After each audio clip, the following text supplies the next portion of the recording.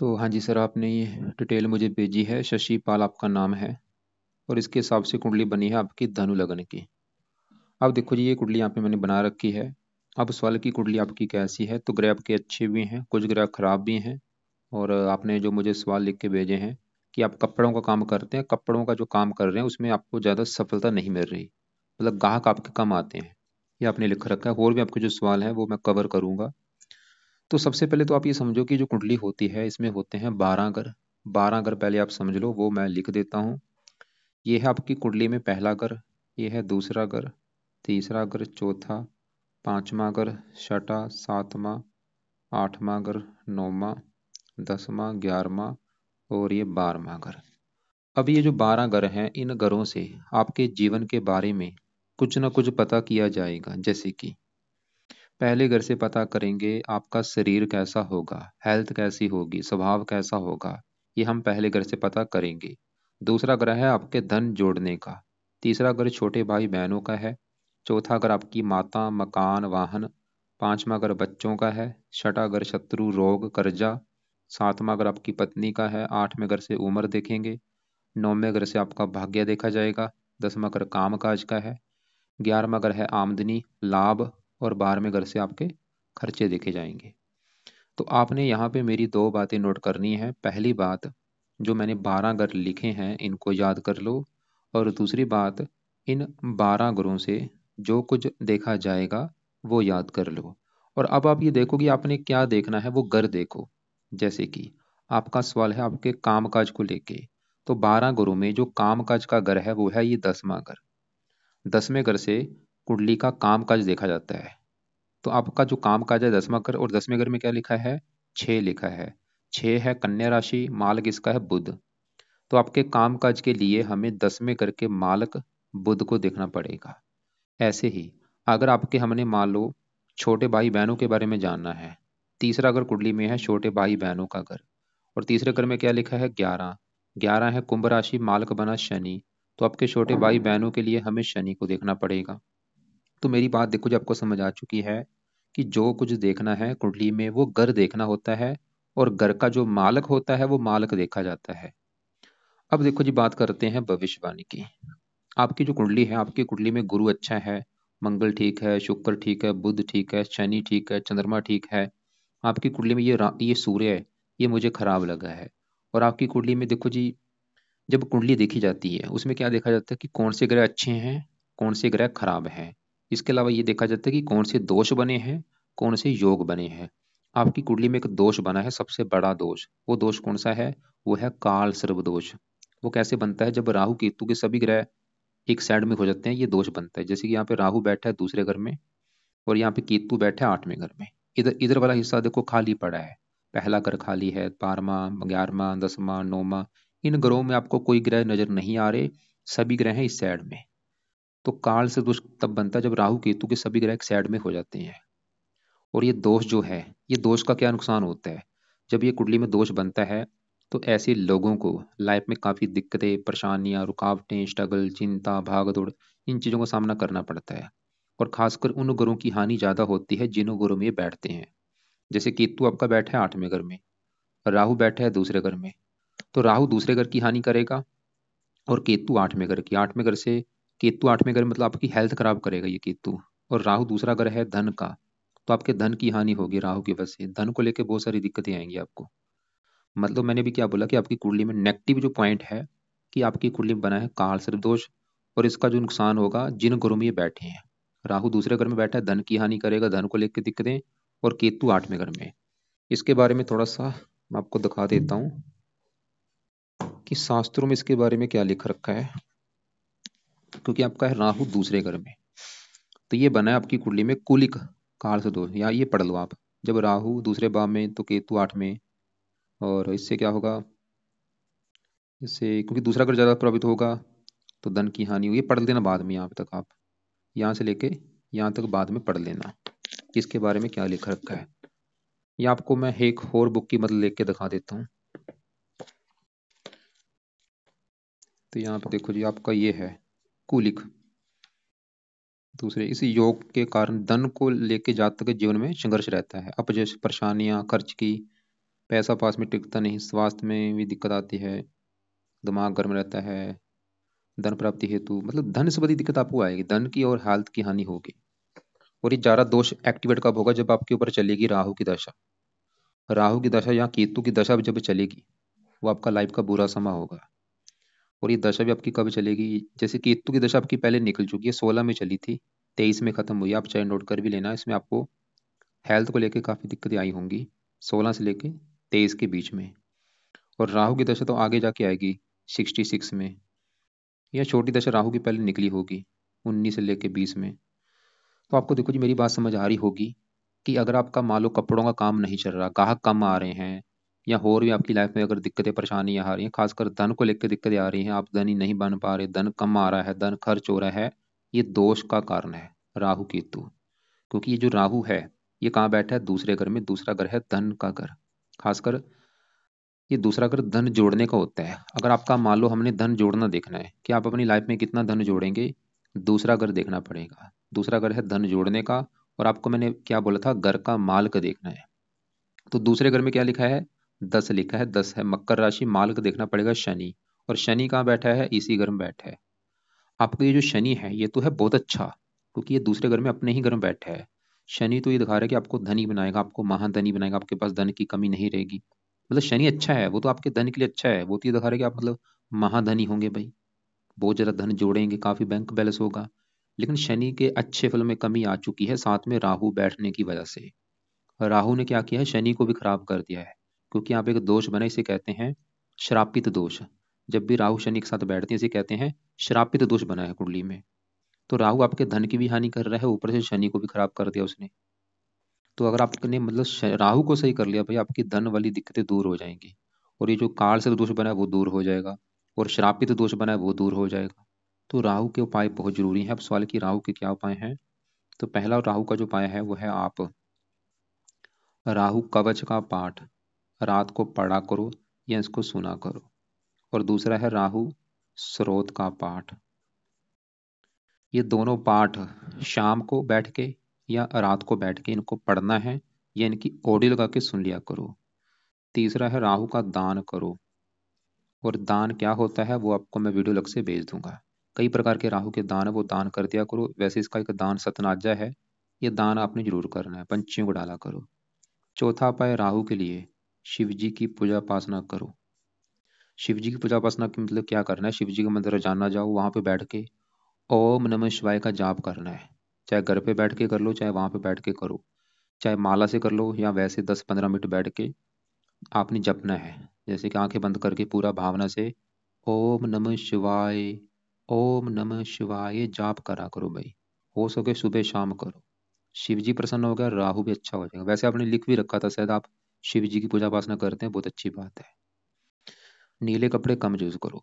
तो ये राहु के हैं उपाय। दोनों पाठ शाम को या रात को पढ़ने हैं, सुबह नहीं, शाम को बोला या रात को।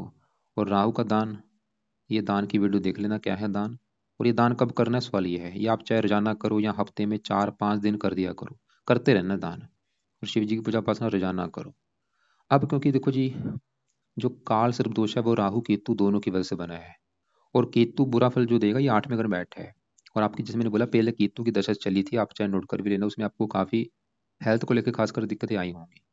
तो केतु खराब होने के दो कारण है, एक तो बैठा 8वें घर में, खराब घर में, ऊपर से ये जो 4 लिखा है चंद्रमा का घर है, दुश्मन के घर में बैठा है। ऊपर से काल से दोष बना है, उसकी वजह से भी केतु खराब है। ऊपर से चंद्रमा के साथ बैठा है, ग्रहण दोष बना है। तो चंद्रमा मतलब केतु 8वां घर, दुश्मन का घर, ग्रहण दोष और काल सर दोष, 3-4 कारणों से खराब है। क्या खराब फल देगा? 8वें घर बैठ के हेल्थ खराब करेगा। सबसे बड़ी दिक्कत आपको आएगी हेल्थ को लेके। और भी ये लाइफ में दिक्कतें, परेशानियां, स्ट्रगल, चिंता। तो केतु के लिए क्या करो? केतु का दान कर दिया करो। और केतु का दान है कुत्तों को रोटी डालना। रोजाना कुत्तों को रोटी डालो, बिस्कुट डालो, दूध डालो, कुत्तों की सेवा करो। कुत्तों को मारना मत कभी भी। हो सके घर में भी कुत्ता रख सकते हो, कोई काले रंग का। दूसरा उपाय भी आप कर सकते हैं, वो है केतु कवच का पाठ पढ़ लिया करो, रात के समय या शाम को समय। तो ये केतु के दो उपाय हैं, दान करो और केतु कवच का पाठ पढ़ना है या सुनना है रात को। अब देखो जी, ये जो 9 ग्रह होते हैं, ये ज्यादा एक्टिवेट कब होते हैं? जब इनकी चलती है दशा। जैसे मतलब आपके ऊपर जब राहु की दशा चलेगी उसमें आपका राहु ज़्यादा एक्टिवेट होगा, वो समय आपका बुरा समय होगा, उसमें आपके धन की बहुत ज़्यादा हानि हो जाएगी। वैसे दशा तो मैंने बोला काफ़ी आगे जाके आएगी, 66 में आनी है। अब सवाल कि अभी आपके ऊपर दशा किसकी है, तो दशा है दो प्रकार की। एक होती है महादशा, एक अंतरदशा। महादशा जो चली हुई है वो है शुक्र की, और ये चली है 10वां महीना 2023 में चली है, पिछला एक साल हो चुका है, खत्म होगी 2043 में जाके। भाई शुक्र की दशा सबसे बड़ी होती है, 20 साल की होती है। तो आपके ऊपर अभी बड़ा असर है शुक्र का, क्योंकि उसकी चल रही है महादशा। कितना असर है आपके ऊपर शुक्र का, वो है 80%। मतलब आपकी अभी 100 में से जो 80% लाइफ है, वो 80% आपके साथ जो कुछ हो रहा है शुक्र की वजह से हो रहा है। जो भी आप खा रहे हैं, पी रहे हैं, काम कर रहे हैं, कारण ये शुक्र है। कुछ असर आपके ऊपर है जिसकी होती है अंतरदशा, वो भी शुक्र की है भाई, 23 में चली है और ये 27 में खत्म होगी। मतलब शुक्र की ही बड़ी महादशा है आपके ऊपर, शुक्र की ही अंतरदशा है। अब हमें शुक्र को जानना पड़ेगा कि जिसकी दशा चली है वो अच्छा है या बुरा है, तो उसका भी विस्तार में बात करेंगे। लेकिन आपके ऊपर एक शनि की अष्टम डे भी चल रही है, और ये अष्टम डे भाई जब भी आती है लाइफ में हजारों दिक्कतें आती हैं। ये आपकी चली है 17 जनवरी 23 में। पिछले 2 साल से आपके ऊपर अष्टम डे चली हुई है। खत्म कब होगी, अभी मार्च 25 में खत्म हो जाएगी। मैंने क्या बोला, जब भी अष्टम डे आती है हजारों दिक्कतें आनी शुरू हो जाती हैं, हजारों परेशानी आनी शुरू हो जाती हैं। तो अगर आपके भाई पिछले 2 साल से आपकी हेल्थ खराब हो रही है, या आपके काम काज में दिक्कतें आ रही हैं, कस्टमर कम आ रहे हैं, या और भी आपको मानसिक चिंता हो रही है, ये कारण आपकी अष्टम डे है शनि की। वैसे खत्म हो जाएगी मार्च 25 में, उसके बाद आपको काफी राहत मिलेगी। तो अष्टम डे, क्योंकि अभी भी देखो जी 4 महीने पड़े हैं, क्योंकि है किसकी, शनि की। तो आप एक उपाय लिख लो शनि के लिए, वो है शनि मंदिर जाना शुरू कर दो भाई। कब जाना है, हर शनिवार को जाना है। हर शनिवार को शनि मंदिर जाना है, प्रार्थना करके आओ कि आपकी शनि देवता जी आपकी चल रही है मेरे ऊपर अष्टम डे तो मैं चाहता हूँ आपका बुरा फल मुझे ना मिले। और ये मंदिर कब तक जाना है, क्योंकि 4 महीने की अभी पड़ी है, तो 4 महीने तक चले जाओ आप, या आगे पीछे भी आप मतलब लाइफ टाइम भी जा सकते हो। कि ये जो दोष बना है, ये जो मैंने बोला श्रापित दोष बना है, ये खत्म कैसे होगा, जब आप ये शनि मंदिर जाएंगे ये दोष खत्म हो जाएगा। वैसे भी राहु के उपाय करने से भी ये दोष खत्म हो जाएगा। और शनि मंदिर जाते रहो हर शनिवार को। सवाल की शनि का दान करना है, दान मत करना, पैसे कमाता वैसे आप देख सकते हो शनि मंदिर में। तो अब देखो जी आपके जो कुंडली में दोष बने हैं, जैसे काल दोष बना है, चंद्र केतु बैठे हैं, ग्रहण दोष, राहु शनि बैठे हैं, श्रापित दोष बना है, कुछ दोष भी बने हैं कुंडली में। अब हम बात करेंगे ये शुक्र ग्रह की, कि शुक्र आपका कैसा है। लेकिन उससे पहले आपके मैं सूर्य की बात कर लेता हूँ, क्योंकि सूर्य आपका भाई मुझे खराब लगा है। तो सवाल है कि सूर्य क्यों खराब है, क्या खराब फल देगा। पहले सवाल है कि सूर्य खराब है क्यों। सूर्य खराब होने के हैं दो कारण। एक तो सूर्य आपका बैठा है कुंडली के छठे घर में, खराब घर में, क्योंकि ये जो छठा घर है ये घर अच्छा घर नहीं। इस घर से रोग देखा जाता है, कर्जा देखा जाता है, इस घर से कोर्ट कचहरी देखा जाता है, चोरी देखी जाती है, ये खराब घर है। तो सूर्य आपका बैठा है आके खराब घर में, छठे घर में। ऊपर से छठे घर में जो दो लिखा है शुक्र का घर है, सूर्य शुक्र को अपना दुश्मन मानता है। अब सूर्य आपको क्या खराब फल देगा, सवाल ये है। तो सूर्य इस कुंडली में है इस घर का मालिक, नौवें घर का, जहां से देखा जाएगा आपका भाग्य है। अगर आपका हमने भाग्य देखना है कि आप कितने भाग्यशाली होंगे, नौवां घर देखना पड़ेगा। तो हाँ जी, आपके मैं सूर्य की बात कर रहा था। सूर्य आपका जो है एक तो छठे घर में बैठा, ऊपर से शत्रु राशि है। खराब फल क्या देगा, भाग्य इस नौवें घर का मालक है। नौवें घर से देखा जाए तो भाग्य है, तो भाग्य जाके बैठा छठे घर में, भाग्य भंग योग बना आपकी कुंडली में। तो भाग्य भंग योग की वजह से क्या होगा, आपका भाग्य आपका साथ देगा नहीं। और अब सूर्य की, अगर आप सूर्य के आपको मैं पाठ बोलूंगा वो पाठ करेंगे तो आपका भाग्य कदम कदम पर साथ देगा। तो सूर्य के लिए क्या कर सकते हो आप, सुबह के टाइम आप सूर्य आदित्य हृदय स्रोत का एक पाठ है आदित्य, ये पाठ आपने पढ़ना है सुबह के टाइम, या सुन लिया करो। कौन सा है, सूर्य आदित्य हृदय स्रोत। ये पाठ आपको यूट्यूब पे मिल जाएगा, या गूगल पे सर्च करो वहां पे निकल आएगा। चाहे पढ़ लिया करो, चाहे सुनना है, कब, सुबह का टाइम। और बाकी आप सूर्य को जल भी दे सकते हैं सुबह का टाइम। अब देखो जी आगे बढ़ते हैं, आपके बात करते हैं, क्योंकि जैसे मैंने बोला था आपके ऊपर सबसे जो बड़ा असर आपके ऊपर है वो है शुक्र ग्रह का। तो शुक्र का जानना बहुत जरूरी है कि शुक्र की जो दशा चली है वो आपके लिए अच्छी है या बुरी है। तो अगर आप मेरे से पूछें तो ये शुक्र आपको रले मिले फल देगा, अच्छे फल भी देगा, बुरे फल भी देगा। शुक्र कहाँ बैठा है, कुंडली के 5वें घर में। 5वां घर देखो जी संतान का होता है। ये जो शुक्र है ये 5वें घर में संतान के घर में बैठा है। 5वां घर संतान का भी है, पढ़ाई का भी है, बुद्धि का भी है। और 5वें, क्योंकि फार्मूला क्या था, घर का मालक देखना है। 5वें घर में लिखा है एक, एक है मेष राशि, मालक है मंगल। हमें देखना पड़ेगा मंगल को आपकी संतान पढ़ाई के लिए। और मंगल के अलावा 5वें घर में शुक्र बुध बैठे हैं, इन दोनों को भी देखना पड़ेगा। तो पहले मैं शुक्र की बात करूं तो शुक्र बैठा है 5वें घर में संतान घर में, किसका घर है, मंगल का घर। और शुक्र मंगल को अपना मानता है दुश्मन भाई, ये दुश्मन के घर में बैठा है। और शुक्र का जो अपना घर है कुंडली में वो है ये 11वां घर। 11वें घर से देखा जाएगा लाभ, आमदनी, बड़े भाई बहन। तो लाभ जाके बैठा है संतान घर में, आमदनी संतान घर में। शुक्र वैसे ही दिखा रहा है कि आपकी संतान होने के बाद आपकी इनकम बढ़नी शुरू हो जाएगी। संतान होने के बाद लाभ मिलना शुरू हो जाएगा, संतान होने के बाद इच्छाएं पूरी होनी शुरू हो जाएंगी। शुक्र ही दिखा रहा है, क्योंकि 7वीं दृष्टि से अपने घर को देख भी रहा है। मतलब शुक्र की जो दशा चली है, इस दशा में देखो जी आपको जो फायदा होगा, वैसे आपकी आमदनी बढ़ेगी, इच्छाएं पूरी होंगी, लाभ होगा, काम काज के लिए अच्छा है शुक्र। वैसे शुक्र वैसे छठे घर का भी मालिक है, जहाँ पे 2 लिखा है। छठा और रोग, ये थोड़ा सा संतान को रोग के भी बनाएगा आपकी को, थोड़ा बहुत संतान से मनमुटाव भी होगा। और शुक्र एक लेडीज ग्रह है, आपके लड़कियां ज्यादा होंगी। साथ में बुध बैठा है, आपके कन्या संतान ज्यादा होगी भाई।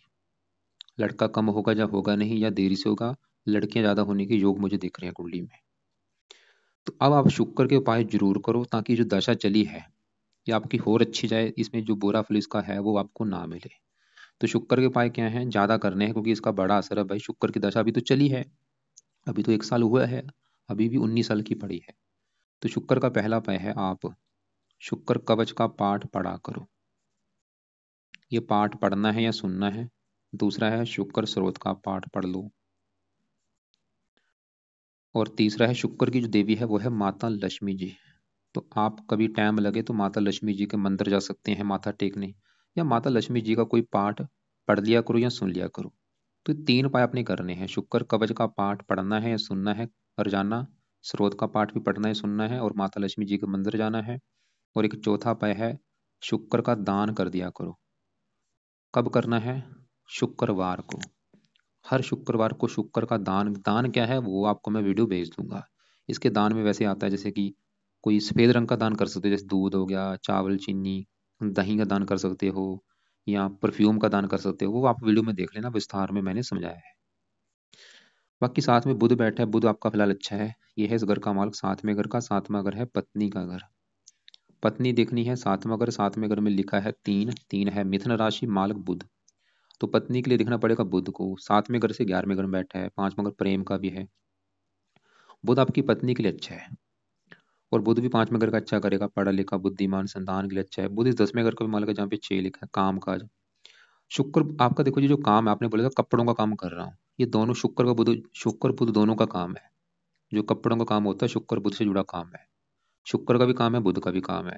मतलब आपका जो काम काज है वो शुक्र के जुड़ा काम है। अगर आप शुक्र के उपाय करेंगे ये काम काज भी आपका चलेगा। 5वें घर का मालिक मंगल की बात करूं, चौथे घर में बैठा है, गुरु की राशि है, मित्र राशि। मंगल चौथे घर का अच्छा करेगा। वैसे संतान आपको सुख देने वाली होगी, संतान से भी सुख मिलेगा। और मंगल चौथे घर का अच्छा कर देगा आपको। मकान, वाहन, भूमि, जमीन, जायदाद, ये सुख मिलेंगे। 7वें घर में बैठे गुरु की बात करूं, गुरु भी अच्छा है, बुध की राशि में बैठा है, मित्र राशि, पत्नी के लिए अच्छा है। और चौथे घर का मालिक है मकान वाहन, मकान वाहन चलेगा पत्नी घर में। पत्नी के आने के बाद भी आपको मकान वाहन का सुख मिलेगा। चौथा घर यहाँ पे, चौथा घर सुख, सुख पत्नी, पत्नी भी सुख देने वाली होगी। और गुरु पहले घर का मालिक का, पहले घर को दृष्टि भी दे रहा है। आपकी हेल्थ अच्छी, स्वभाव अच्छा, रंग रूप अच्छा, पर्सनैलिटी अच्छी। गुरु आपका बहुत अच्छा है, लग्नेश है, लग्नेश। और यहाँ पे चंद्रमा की बात करूँ, ये अपने घर में बैठा है, उम्र के लिए अच्छा है। आपके देखो जी दूसरे ग्रह मैंने ज्यादा कवर नहीं किए। आपके मतलब जो ग्रह अच्छे हैं, शनि अच्छा है, क्यों अच्छा है, अपने घर में बैठा है, क्या अच्छे फल देगा, धन के लिए अच्छा है। चंद्रमा अच्छा है, क्यों अच्छा है, अपने घर में बैठा है। 8वां घर आयु का है, उम्र लंबी कर देगा। गुरु कहाँ बैठा है, पत्नी घर में, पत्नी के लिए अच्छा है। चौथे घर का मालक है, मकान वाहन का सुख मिलेगा। पहले घर का मालक है, अपने घर को देख रहा है, शरीर अच्छा, सेहत अच्छी, स्वभाव अच्छा रखेगा, रंग रूप अच्छा। शुक्र बुध भी ठीक है। और बुध अच्छा है, पत्नी घर का मालक है, पत्नी के लिए अच्छा है, काम काज के लिए अच्छा है। शुक्र भी ठीक है, बस थोड़ा सा संतान का बीमार होना या संतान से मनमुटाव होना। मतलब कुंडली तकरीबन ठीक है, बस आपके जो ग्रह खराब लगे हैं वो है राहु और केतु।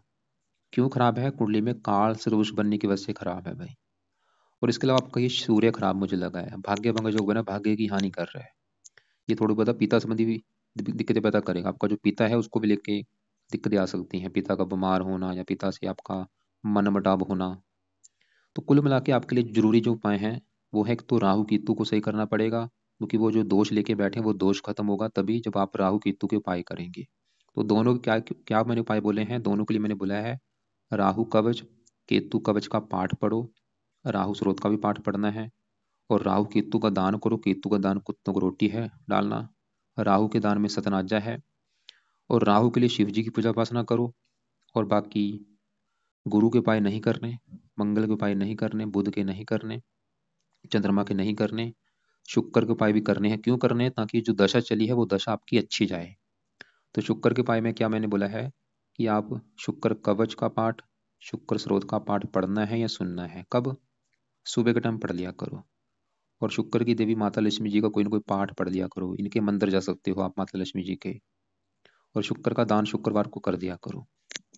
और सूर्य का जो उपाय मैंने बोला है वो है सूर्य आदित्य हृदय सुद का पाठ सुबह के टाइम पढ़ना है।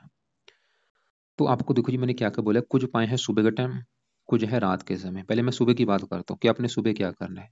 सुबह जब मान लो उठेंगे, उठ के क्या करो, पहले सूर्य को जल दे लो। उसके बाद आप बैठ के सूर्य आदित्य हृदय स्रोत का पाठ पढ़ लो या इसको सुन लो। उसके बाद शुक्र कवच शुक्र स्रोत का पाठ पढ़ लो या इनको सुन लो।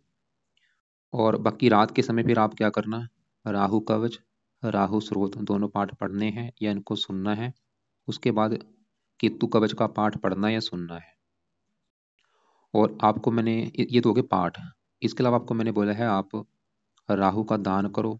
वो दान आप दिन के किसी भी समय कर सकते हैं, और राहु के दान की वीडियो देख लेना। केतु का भी दान करना है, केतु के दान में मैंने बोला कुत्तों को रोटी डाला करो। और एक आपको मैंने शिव जी की पूजा उपासना बोली है राहु के लिए, और शिव जी की पूजा उपासना आप वैसे भी कर रहे हैं जो कि अच्छी बात है। और शनि के मंदिर जाना शुरू कर दो हर शनिवार को। फिलहाल तो आप ये उपाय करो। और अभी आपकी जो वर्तमान में दिक्कतें आ रही हैं, क्योंकि आपके ऊपर देखो जी शुक्र चलो वो तो फिर भी ठीक है तकरीबन, लेकिन ये जो अष्टम डिया चल रही है ये आपकी सही नहीं है। ये मार्च में खत्म होगी, उसके बाद आपको काफी फायदा होगा। और अष्टम डिया किसकी है? शनि की। इसलिए आपको मैंने बोला शनि मंदिर जाया करो। दोबारा एक बार आपके मैं उपाय, एक बार आपके सवाल देख लेता हूँ आपने जो लिख के भेजे हैं। आपने बोला कि मैं पूजा सबसे ज्यादा शिव जी की करता हूँ। ठीक है, शिव जी की पूजा उपासना में आप मंत्र आप जरूर किया करो, ओम नमः शिवाय का जाप किया करो। और रत्न कोई भी दान नहीं किया, सवाल की रत्न कोई दान करना नहीं, कोई रत्न दान नहीं करना, सिर्फ पाठ पूजा करो। बिजनेस में सक्सेस कब तक मिलेगी? उसके देखो जी, एक तो मैंने बोला ये जो काल सर्प दोष है ये भी आपको आगे बढ़ने नहीं दे रहा, क्योंकि राहु धन के घर में बैठा है। तो राहु के जो पाठ पढ़ोगे अपने आप आपकी लाइफ में धन आना शुरू होगा, काम धंधा चलना शुरू होगा। और आपकी डेया भी चल रही है अष्टम डेया, वो भी आपको दिक्कतें पैदा कर रहा है। हमारे घर सुख शांति कब आएगी? कोई ना आप ये उपाय करो। और मेरी कुंडली में आपने लिखा है पित्तर दोष लिख रखा है, शायद पित्तर दोष तो नहीं है, लेकिन आपकी कुंडली में काल सर्प दोष बना है, थोड़ा बहुत श्रापित दोष है, और ये थोड़ा सा ग्रहण दोष है। मेरे स्वास्थ्य में ज़्यादा दिक्कत तो नहीं है, मेरे लेफ्ट लेग में और कमर दर्द रहता है। जो पैरों में कष्ट होता है वो शनि की वजह से होता है, क्योंकि अष्टम डेया चल रही है, ये हेल्थ इसमें खराब होती है। तो शनि मंदिर जाके प्रार्थना करना कि जो मेरी पैरों की दिक्कत है वो दूर हो। जिसको भी पैरों में दिक्कत आती है वो शनि का रोग होता है, क्योंकि अष्टम डेया चल रही है, इसलिए शनि मंदिर जाके प्रार्थना करो, ये आपकी दिक्कत दूर हो जाएगी। बाकी कुंडली के हिसाब से आपने लिखा क्या करना चाहिए आपको मैंने बता दिया है। और आपने लिखा ड्रिंक करता हूँ। भाई अभी देखो ये पाठ पूजा में कोशिश करो मीट खाने से बचो, अंडे खाने से बचो, शराब पीने से बचो। अगर ये सेवन करोगे उल्टा नुकसान हो सकता है, फायदा नहीं होगा उल्टा नुकसान होगा। भाई इन चीज़ों से बचना है आपने। और मैं फिर बोलूँगा कर्म अच्छे करो, ईमानदार बनो। और आप ऐसे करो, अगर आप चाहते हैं आपकी कमाई कई गुना बढ़ जाए तो आप हर महीने अपनी कमाई में कुछ हिस्सा दान किया करो। कहाँ पे दान करना है? घर के आसपास, घर के आसपास कोई पिंगलवाड़ा हो, कोई अनाथ आश्रम हो, कोई वृद्ध आश्रम हो, कोई पागल खाना हो, वहां पे जाके हर महीने अपनी कमाई में कुछ हिस्सा दान करके आना है आपने। उस दान से क्या होगा, आपकी कमाई कई गुना बढ़नी शुरू हो जाएगी, कम नहीं होगी भाई, कई गुना बढ़ेगी। और आप ये करके देख लो कुछ महीने चाहे। फिर भी अगर आपको लग रहा है कि कोई बात आपको समझ मेरी नहीं लगी, कुछ पूछना है, कॉल करके मुझे पूछ लेना।